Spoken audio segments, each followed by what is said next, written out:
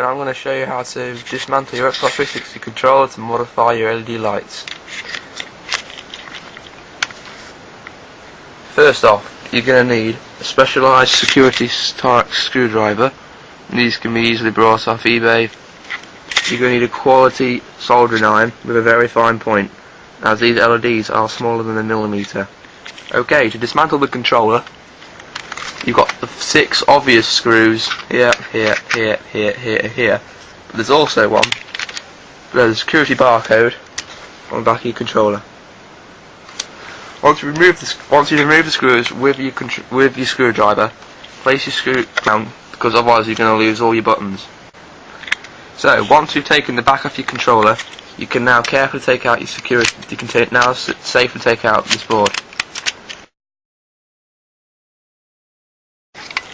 Now, I bought this controller quite recently, so it's the modern one. You'll notice tiny little dots on the corner of each of the LEDs where they are, which signifies this is the newer board. The older board doesn't have those spots, and you'll have to remove the LED to find an arrow underneath the LED to tell you which way round you put your LED. Most of the time when you buy your new LEDs, they will actually have an arrow pointing towards the cathode on the back of them. This makes it quite easy, as you can hold them with a pair of tweezers, take off your original LED, place them in position, and just solder them in. To unsolder these LEDs, you just simply need to touch the edges on both sides of the LEDs until it eventually wriggles loose. Be careful you don't touch some of the plastic, because obviously you'll get burning plastic and you don't want to ruin your controller. Once you've taken out your LED, you can simply put your new one on, solder it in place, do it the same for each of the 3, put your controller back together again, and you've done. It is really that simple. You might want to practice soldering if you're a beginner on, I don't know, other circuit boards and stuff first, because you do not want to mess these controllers, as they cost about £30 for a new one. I found that out when I had painted mine wrong. That's why I've got a spare circuit board.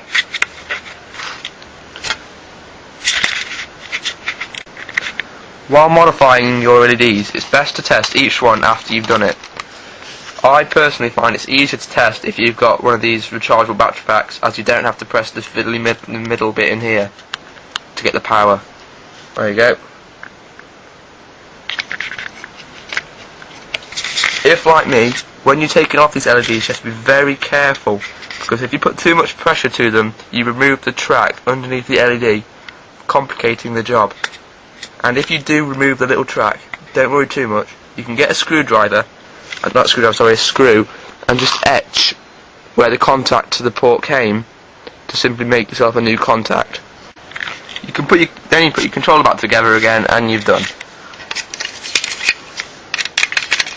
Making sure you've got all your buttons, and to take care when putting the back case in, as the springs for the regular battery clips have a fit in very carefully to the little grooves.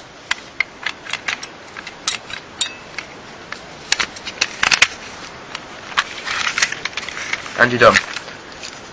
I'm not going to put my screws in just yet, because I'm going to show you it working.